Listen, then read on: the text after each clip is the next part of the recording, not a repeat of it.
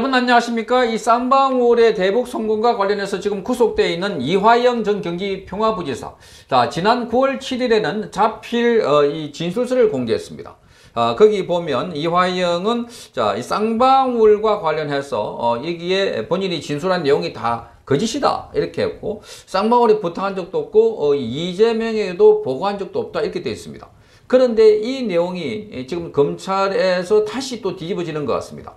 자, 그러니까 이 편지를 쓰고 난 그 다음날 검찰이 이화영을 불러서 조사를 하니까 자, 옥중 편지는 진술 번복이 아니다 이렇게 주장한 겁니다.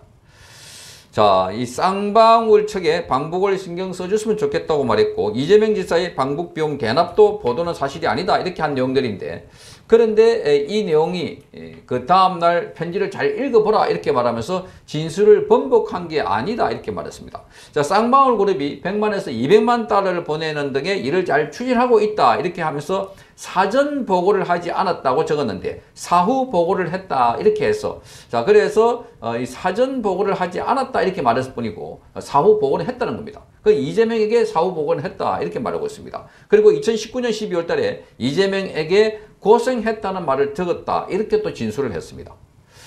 자, 이거를 보고 지금 검찰은 이화영의 이 진술 왔다 갔다 하는 것은 그야말로 지난 9월 7일 날 이 진술서도 이화영의 글이 아니다, 누가 받아 적은 것 같다 이렇게 말하고 있습니다. 필체도 다르고, 그리고 거기 나오는 거 보면은 자, 본인에게 불리한 진술을 할 수 없는데 우선 본인에게 아주 불리한 진술을 한 적이 없다는 겁니다. 대부분의 경우. 그래서 본인에게 불리한 진술을 하고 있고, 거기다가 이화영이라는 사람을 저가 또는 내가 뭐 이렇게 쓰는 게 아니고 이화영은 이렇게 말했다, 이화영은 저렇게 말했다. 자, 이렇게 부분이어서 자, 이거를 보고 검찰은 이것 또한 누군가의 지시에 의해서 적은 글이다 이렇게 보고 있습니다.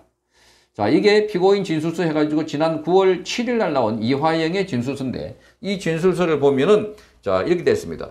저 이화영이 이재명 대표와 관련해서 검찰에 진술한 검찰 신문 조서는 임의성이 없는 상태에서 진술한 것으로 사실이 아닙니다 이렇게 되어 있습니다. 거듭 밝히거니와 이화영과 경기도는 쌍방울의 김성태 등에게 스마트팜 비용뿐만 아니라 이재명 지사의 방북 비용을 요청한 적이 결코 없습니다. 따라서 이화영은 당시 이재명 지사에게 이와 관련된 어떠한 보고도 한 적이 없고 김성태와 전화 연결을 해준 사실도 없습니다. 여기 보면 전부 다 이화영 되어 있습니다. 자신이 내가 저가 이게 표현이 아니고, 자, 이런 걸 딱 보면 지금 이 말하자면은 이렇게 되어 있습니다. 8개월 이상 검찰로부터 집요한 수사를 받았고 이 과정에서도 이재명 대표의 혐의를 인정하라는 집요한 압박을 받았습니다. 자, 이걸 보면 영락없이 이화영은 지금 검찰로부터 회유를 받고 압박을 받아가고 그리고 허위 진술한 걸로 보이는데 그게 아니라는 겁니다. 그러니까 이런 진술이 나왔을 때 그때 민주당의 반응은 이렇습니다. 주철현 의원이 지난 달에 방문한 거 보면은 이재명 경기지사에게 사전 보고한 일도 없다고 분명히 밝혀서 일부 보도는 허구로 드러났다. 검찰이 이제 진술 조작까지 한다 이렇게 말했습니다.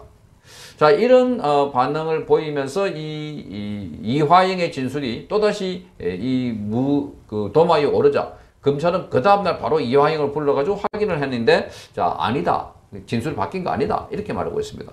자, 이걸 보면 지금 뭔가 왔다 갔다. 그래서 검찰은 이화영의 진술을 이재명의 구속심사 오는 26일 날 영장심사에서 공개할 예정입니다.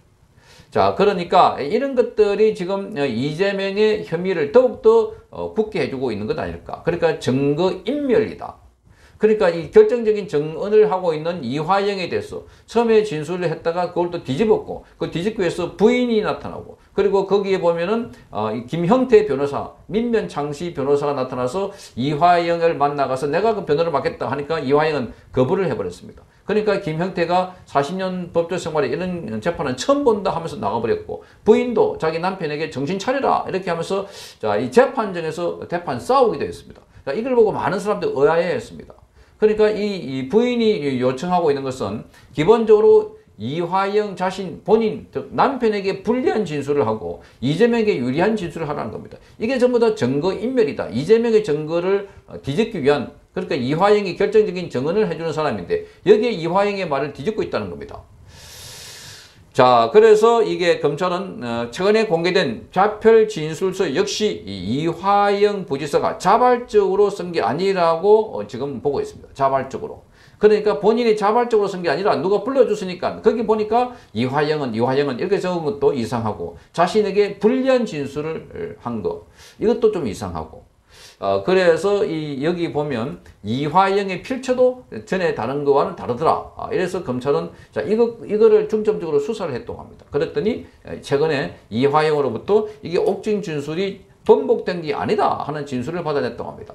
자 이거를 보면 정말 이재명 측에서 집요하게 뭔가 추적하고 또 압박하고 있는 것 아닐까 이렇게 보입니다. 자 그래서 이 사건을 보면 검찰은 이렇게 보고 있습니다.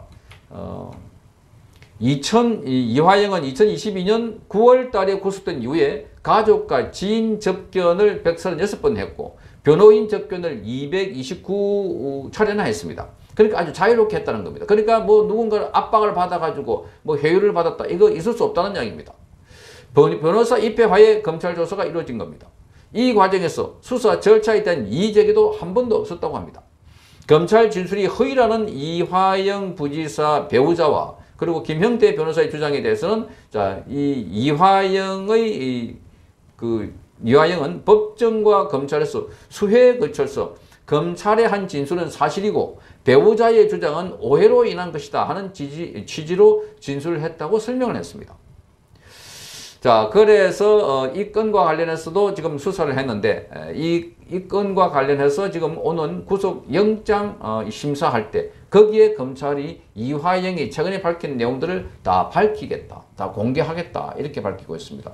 그러니까 이 이화영이라는 인물이 자 번복을 하는 과정에도 누군가가 개입되어 있다 이렇게 추측이 되는데 이것도 사실 드러나지 않을까.